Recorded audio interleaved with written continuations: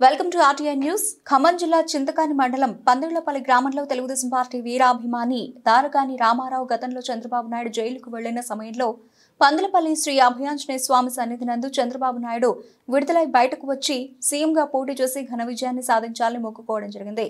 ఈ రోజు ఆంధ్ర రాష్ట్రం ఎన్నికల ఫలితాలు విడుదల కావడంతో చంద్రబాబు ముందు అందులో సీఎం రేసులో ఉండడంతో రామారావు తాను కోరుకున్న కోరిక నెరవేరిందని శ్రీ అభయాంజనేయ స్వామి గుడి నందు తన తలనీలాలు సమర్పించుకొని ఆనందం వ్యక్తం చేశారు.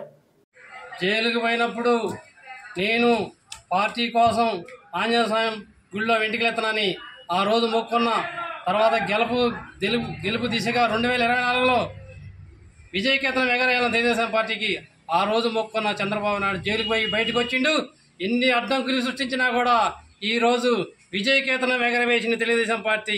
జై తెలుగుదేశం, జై చంద్రబాబు నాయుడు. గ్రామ ప్రజలకు అందరికీ విజ్ఞప్తి, ఎప్పుడు అనుకోవద్దు ఓటమి అనేది వత్తనే ఉంటుంది, రాసి పెట్టుకోవాలి.